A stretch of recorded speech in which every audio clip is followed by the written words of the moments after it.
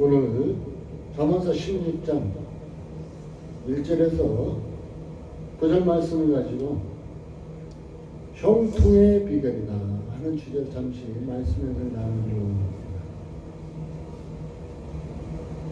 2020년도 여러분들 계획을 세웠을 줄 믿습니다.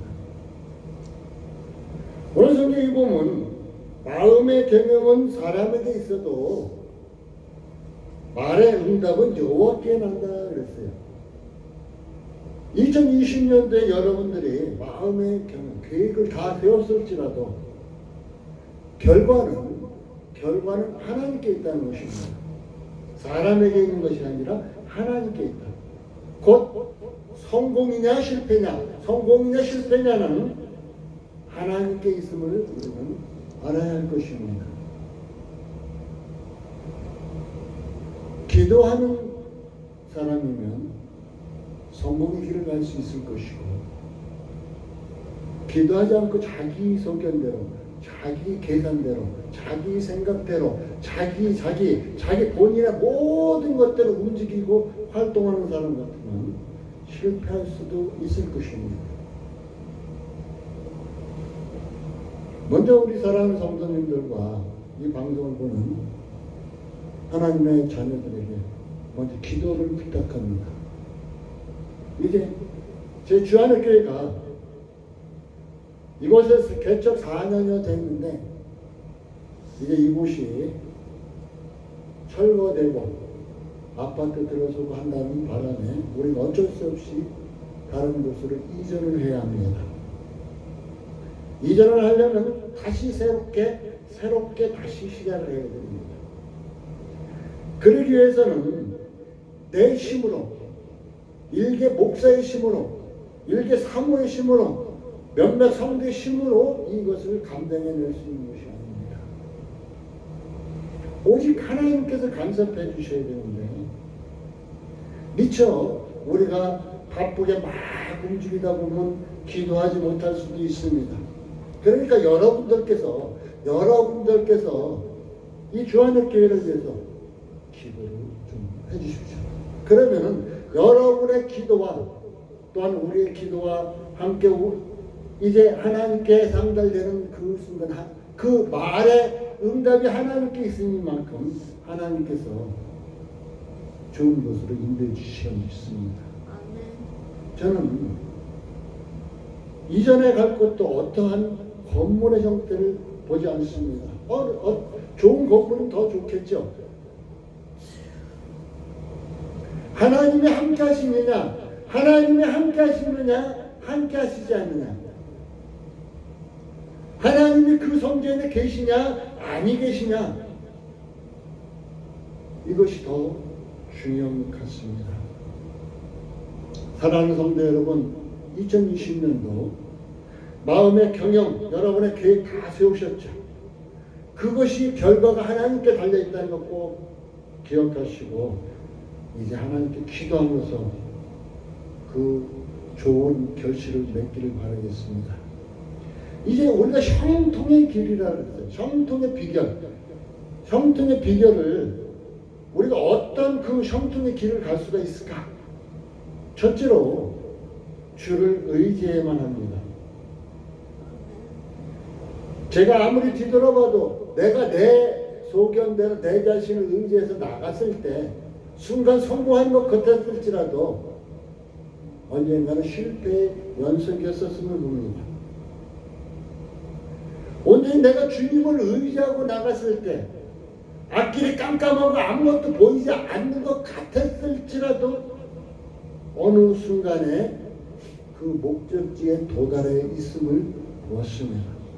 그래서 우리가 형통한 길을 2021년도에 형통한 삶을 살기 위해서는 첫째로 주를 의지해야 한다는 것입니다.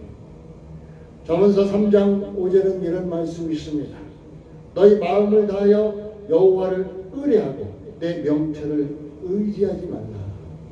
내 명철, 너의 잔깨, 너의 잔머리, 세상에서 배운 이런 세상 지식 이런 걸 의지하지 말라. 하나님을 의뢰해. 하나님을. 사랑하는 성도 여러분, 하나님의 말씀을 확신하십시오. 순간 여러분이 좌절할 때도 있을 것입니다. 절망할 때도 있을 것입니다. 눈앞이 캄캄할 때도 있을 것입니다. 그러나 하나님의 말씀만은 붙잡으십시오. 하나님의 말씀은 1.1획도 변함없이 이루어진다는 것입니다. 그렇기 때문에 그 말씀을 붙잡아야 한다는 것입니다. 히브리서 11장 6절은 이런 말씀이 있습니다. 믿음 없이는 하나님을 기쁘시게 못하나니 그가 계신 것과 상 주시는 이심을 믿어야 할지니라. 사실상 우리가 믿음이 없이는 아무것도 의지할 수가 없죠. 내가 무엇인가 믿으니까 의지하는 거지 믿지 않고는 의지할 수가 없잖아요. 맡길 수조차도 없잖아요. 사실상 하나님께 내 자신을 맡긴다. 대단한 것입니다. 사랑하는 성도 여러분, 온전히 한번 주님을 기쁘시게 하는 삶, 믿음의 삶을 살아보십시오. 여러분이 믿음의 삶을, 하나님을 기쁘게 하시는 믿음의 삶을 사신 후에 여러분이 실패하셨다면 저한테 찾아오십시오. 아, 목사님 왜 목사님 말씀대로 안 됐습니까? 여러분이 하나님을 기쁘게 하는 삶, 믿음의 삶을 온전히 살았다면 여러분은 실패하는 사람이 아무도 없을 것입니다. 여러분의 삶은 순간 구부러지고 어려운 길일지라도 믿음의 삶으로 나아갈 때는 형통의 길이 여러분에게 열려 있을 것입니다. 빌립보 4장 13절 제가 참 처음 믿음 생활하면서 귀하게 여겼던 말씀입니다. 내게 능력 주시는 자 안에서 내가 모든 것을 할 수 있느니라. 처음에는 성경을 잘못 이해해가지고 내가 모든 거 다 할 수 있어? 나 모든 거 다 할 수 있어 이제? 예수 믿으니까 모든 거 다 할 수 있어. 예수 믿으니까 모든 거 다 할 수 있어 했어요. 예수 믿으니까. 그런데 말씀을 자세히 보다 보니까 내게 능력 주시는 자 안에서, 예수님 안에서, 우리 하나님 안에서, 말씀 안에서 믿음을 떠나고 말씀을 떠나고 예수를 떠난 가운데가 아니고 그 안에서 있을 때 모든 것을 감당할 수 있다 하고 성경은 분명하게 말하고 있었음을 봅니다. 우리 사랑하는 성도님들도 이제는 능력 주시는 예수 안에서 모든 것을 할 수 있는 이러한 복된 삶이 되시기 바라겠습니다. 형통의 삶을 살기 위해서 두 번째로는 주를 경외해야 한다는 것입니다. 주를 경외해야 한다. 오늘 3절에 보니까 너의 행사를 여호와께 맡기라. 그리하면 너의 경영하는 것이 이르리라. 맡기라. 여호수아 1장 5절에서 9절에는 여호수아에게 이제 하나님께서 말씀하십니다. 담대하게 하나님을 경외하고, 담대하게 하나님을 경외하고, 좌로나 우로나 치우치지 마. 우리는 순간 눈 한번 돌리는 순간 좌측으로 우측으로 막 치우칠 때가 많습니다. 세상에서. 그런데 치우치 말고 오직 하나님만 바라보고 나가라. 저는 온전히 주님만을 경외한 사람, 이 한 사람을 여러분에게 소개하기를 원합니다. 참으로 이 사람은 어떻게 보면 미련하기도 한 사람입니다. 창세기서 39장의 말씀에 보면은 요셉이라고 하는 한 청년이 나옵니다. 그는 아버지의 사랑을 받고 살았어요.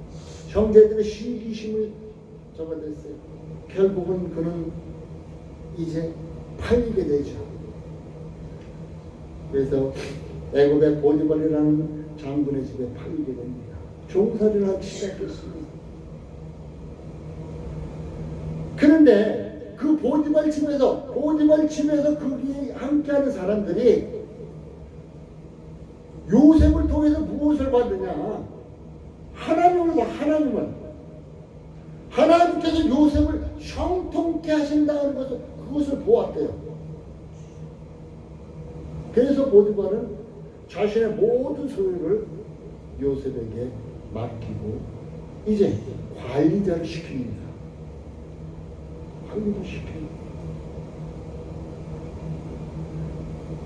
요셉은 이제 종을 팔려갔지만 그곳에서 불만하고 불평하고 정도를 저주하고 이런 삶을 사는 것이 아니라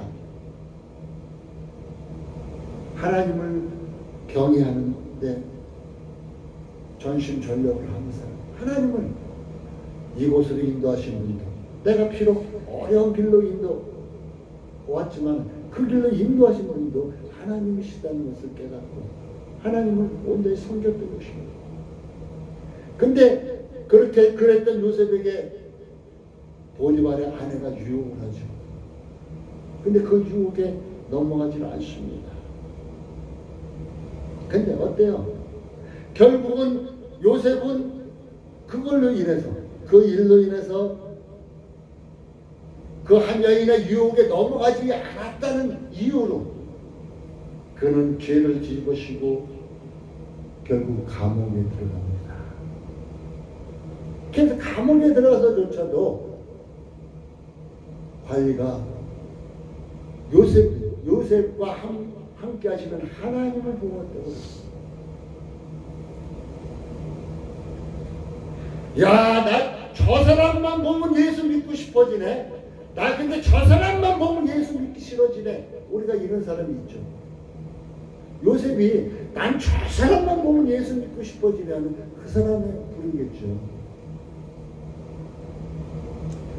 얼마나 주를 바르게 섬겼으면 많은 주의 사람이 그가 하나님이 함께 하심을 보았다는 거예요. 그는 자루나 오르나 치우치지 않았다는 것입니다. 그래서 결국은 그는 국무총리까지 되고 그 가족들을 구원하고 그 이스라엘 민족들을 이제 가뭄에서 구원하는 이러한 일을 감당하게 된 것을 봅니다. 우리 사랑하는 성도 여러분은 지금 어떻게 나아가고 있습니까? 하나님을 바르게 섬기고 있습니까? 여러분의 욕심의 길로, 여러분의 소욕의 길로 걸어가고 있습니까? 여러분이 가는 길이 하나님 기뻐하시는 길입니까? 한번 자신을 살펴보시기 바라겠습니다.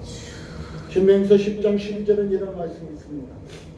이스라엘아, 내 하나님께서 내게 요구하신 것이 무엇이냐? 내 하나님을 경외하고 그의 모든 도를 행하고 그를 사랑하며 마음을 다하고 하나님을 섬기는 것이 아니냐. 이스라엘아, 내 하나님이 내게 요구하신 것. 여기서 이스라엘이라는 것을 여러분의 이름을 넣고 한번 읽어보세요. 누구야? 내 하나님께서, 누구야? 여러분의 이름을 넣고 내 하나님께서 너에게 요구하는 것이 무엇이냐? 하나님이 요구하신 것 딴 거 없습니다. 여러분의 돈을 많이 벌어서 바치라고요?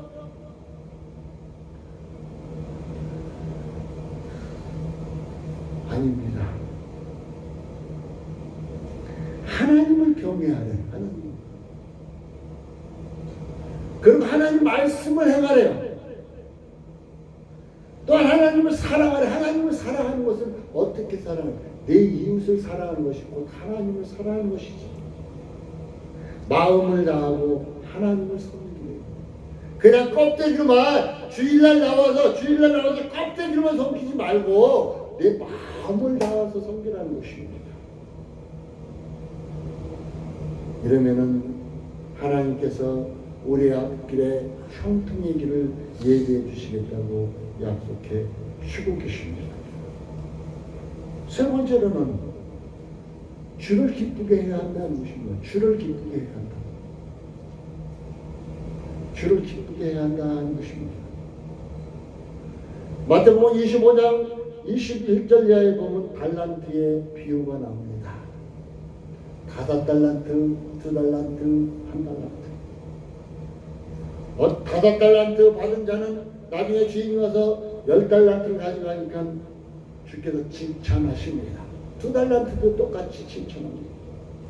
그러나 1달란트 가졌던 자는 땅에 묻었다 그들을 갖고 왔다고 호되게 혼나죠. 이것은 무엇입니까?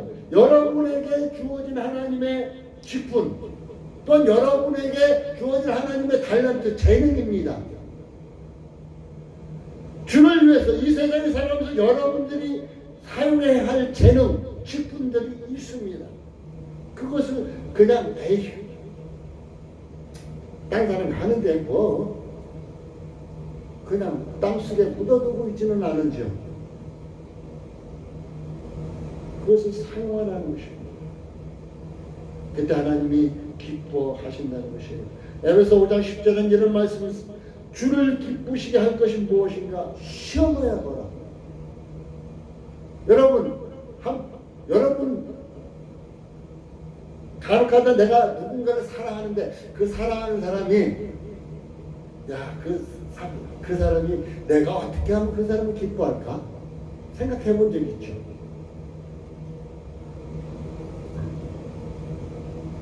그래서 젊은 사람들 같은 경우는 그것을 실험해 본 사람들도 있을 것입니다. 진정 주께서 무엇을 주를 기쁘게 할 것이 무엇인가? 내가 이 행동하면은 기뻐하실까? 아닐 거야. 내가 이렇게 찬양하고 기도하면 하나님 기뻐하실까? 응? 기뻐하실 거야. 제가 그래서 예수라면 어떻게 하실까 하는 책들을 참으로 기쁘게 모았습니다. 그 책에 봅니다. 무슨 일을 할 때마다 그들이 이제는 예수님이라면 이것을 했을까? 안 했을까? 했을까? 안 했을까? 기도하는 건데 결정 지었어요. 그래서 안 했다. 예수님이라면 안 했다. 그러면 안 해버렸어요. 예수님이 했다. 그러면 했어요. 근데 그들의 삶이 참으로 놀랍도록 변하는 삶을 보았습니다. 진정 한 번쯤 시험해 보십시오. 이게 주께서 기뻐하실까? 아닐까? 내가 기뻐할 거가 아니라 주께서 기뻐하실까 한번 생각해 보십시오. 사무엘상 15장 22절 23절에 보면은 순종이 제사보다 낫고 거역하는 것은 사슬의 죄와 같다고 얘기합니다. 하나님께 순종하는 것이 여러분 그 옛날은 제사야 요즘은 예배라고 할 수 있는 하나님께 나와서 드리는 이 한 시간 이것보다 낫다. 하나님께 순종하는 하나님 말씀에 순종하는 것이 그냥 일주일 내내 하나님 말씀과는 무관하게 살다가 겨우 일주일에 한 시간 여기 와서 얼굴 삐쭉 내밀고 가는 거 하나님 기뻐하시는 일 아닙니다. 여러분 삶에서 하나님 말씀에 순종하는 것은 하나님은 더 기뻐하신다는 것입니다. 이럴 때 형통의 길을 열어준다는 거예요. 그래서 또한 나는 하나님의 말씀을 거역하는 것, 불순종하는 것은 뭐와 같다? 사술, 속이는 죄와 같다. 속이는 자가 누구예요? 사탄이죠. 거짓말하는 자 사탄이죠. 전 예수 믿고 나는데 예수 믿기 전에도 거짓말을 될 수 있으면 안 하려고 했지만 거짓말 제일 싫어합니다. 나도 모르게 할 때도 있겠죠. 근데 거짓말 제일 싫어합니다. 그래갖고 요즘 정치인들 중에서 말바꾸를 계속 하는 사람들 별로 좋아하지 않습니다.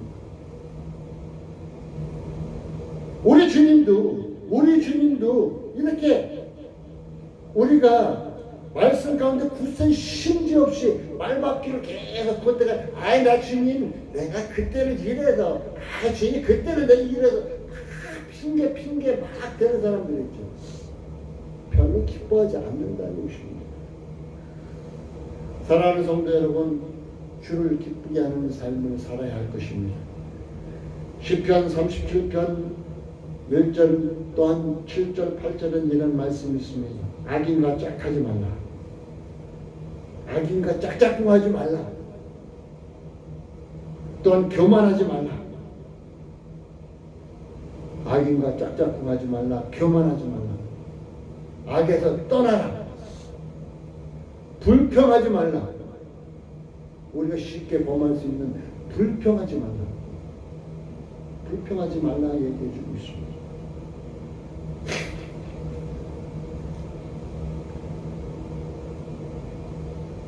여러분 2020년도에 그냥 순조롭게 형통의 길을 가고 싶죠. 진정 믿음의 사람이라면 주를 의지하십시오. 주를 경외하십시오. 주를 기쁘게 하는 자 되어서 진정 형통의 길을 가시기 바라겠습니다. 결론을 맺기를 원합니다. 계획은 하나님이 주신 지혜로 세우세요. 여러분 계획 세울 때 여러분의 얄팍한 끼, 여러분의 얄팍한 지식 이거 갖고 세우지 말고 하나님이 주신 지혜로 세우십시오.